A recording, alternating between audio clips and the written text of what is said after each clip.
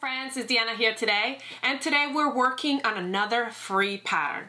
This time we're going to be using the Plantain Tee from Deer and Doe Patrons.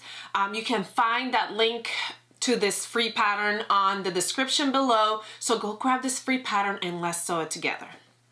Alright, I'm super excited about this pattern. I have never sewn any patterns from this company, so I always like to try out a free pattern from a new company that I'm trying out, just so I can get used to their pattern, their patterns, the way they write their patterns, the way they do the instructions and things like that before I spend any money on an actual pattern that I want to buy from them. So I love it when companies have free patterns for us to try out, because it just gives us a little bit of a look into how they do things, basically.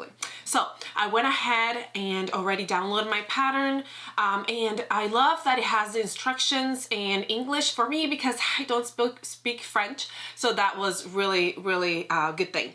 They do have their sizing chart on there, and I went ahead and measured myself, and I actually measured somewhere between two sizes. I measured between 38 and 40.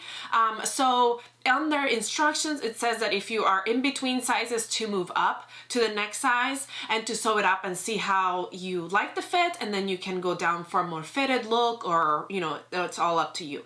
I prefer a looser fit, so I'm going to go ahead and sew up the bigger size, and then from there figure out if I want to go down or whatnot.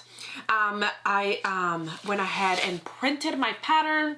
This is the at-home print. And also it's got, I printed the two sizes like you see here, because I'm going to cut out on the bigger size. But if it's too big, then I can just trim it down to the smaller size and not have to print the pattern over again. So that's what I like to do. So I'm going to go ahead and piece this pattern together and then cut some fabric, and we'll get started.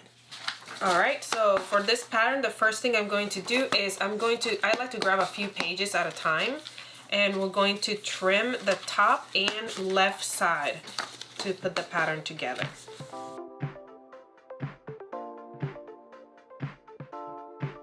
And now we're gonna start piecing it together. I like to use glue to piece my patterns together, and I just overlap them.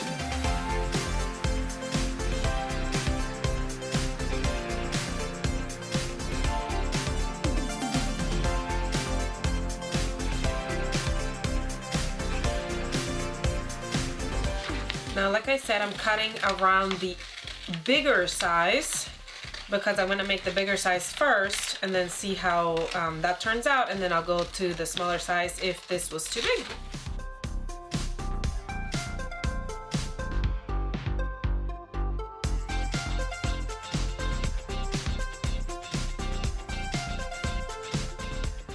Alright, I'm going to go ahead and cut my fabric now. I am using this really light sweater knit but it's super light and almost see-through, but I think this will give us such a nice drape once I actually sew it together. So that's what I'm going to be using for this first plantain. So let's cut.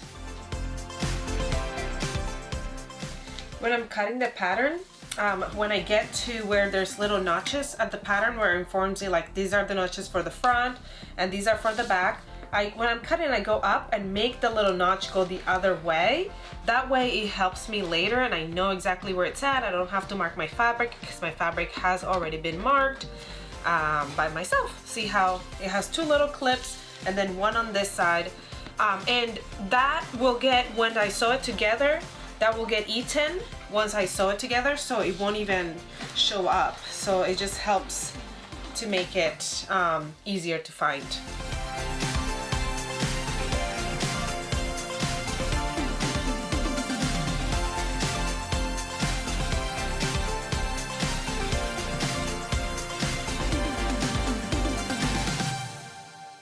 Alright friends, we are done cutting, and this pattern is actually super straightforward.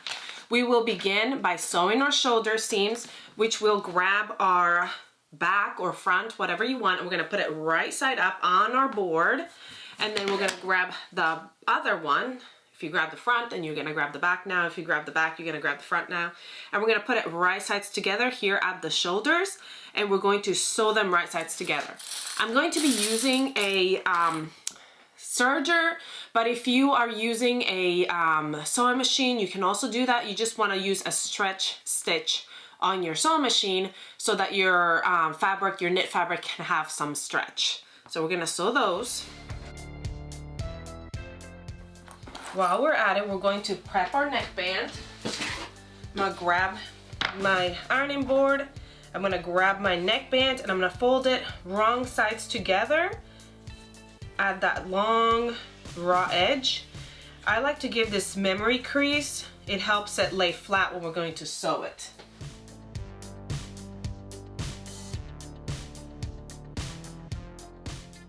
Once it's folded and it's got that crease, we're gonna grab it right sides together and sew that short raw edge right here.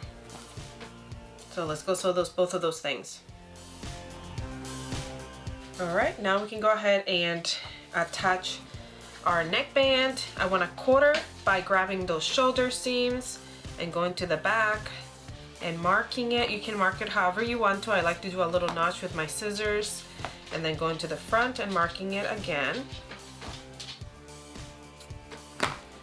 And they have like, I end up with like little notches.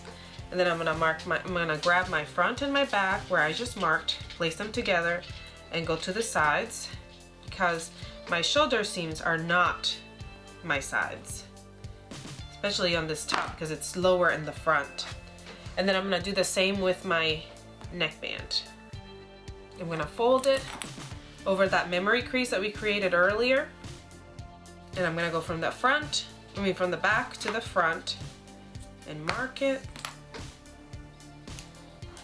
And then I'm going to grab my front and my back, place them together and go to the sides. And then I'm gonna match those up right sides together.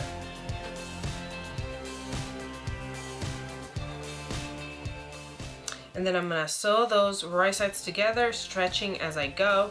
While I'm at it, I'm also going to go ahead and place my sleeve on here so I can sew my sleeves on. Fold my sleeve in half and find the top. Now remember, I notched my back, so now I know exactly where my back is. So when I put my sleeve right sides together, my back bumps that I made on my top should match the back bumps on my sleeve, should match the back bumps of my top. Then I'm gonna place it right at that crease, that seam, and go down one side and then down the other, right sides together.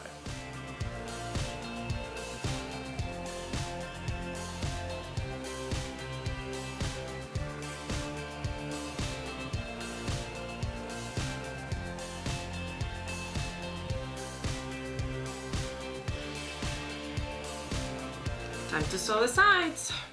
We're gonna face the shirt right sides together and sew those raw edges starting at the armpit seam and go all the way down up the sleeve and then all the way down the two side seams, right sides together. And I did not match my lines. Oh well. All right, let's go sew those two sides, then we'll just have to hem and we'll be done. All right, so now we're just going to go ahead and steam and hem the bottom of our shirt and our sleeves.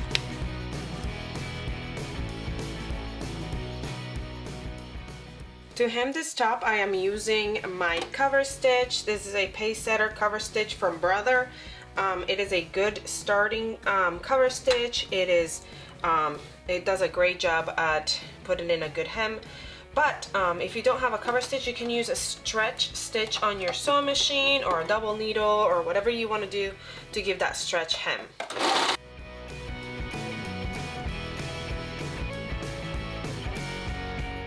I wanted to show you what we're here. This is what the cover stitch does. I gotta trim all these extras, but it makes it that the edge is not gonna come unraveled because it's got that nice edge right there on the one side, and on the front it's got the double needle. Look. We are all done. I love how this turned out. Here it is untucked. It's nice and loose. It's super cute. I will say that this is my dog Bo. He wants to say hello. I will say that I could have done the sleeves a little bit longer, but I have longer arms. So, I mean, it's up to you. Also, I love with this fabric, this is a very thin, like sweater knit, like I mentioned earlier. And one of the things that I did notice that I should have learned from sewing this with this fabric before is that when you stretch it out, if you could tell when I was sewing my neckband, it makes it really, really thin. So my neckband is very thin.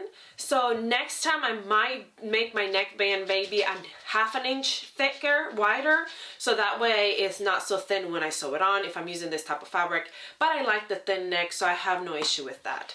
I think the fit is super cute. I did, like I said, I was in between sizes and I went to the bigger size. So if you wanted a little bit more fitted, I would stay with the size that you fit into or the size below. And yeah, it was super simple, super quick, and it's actually very cute. So I'll attach the info below so you can go ahead and grab this pattern for free.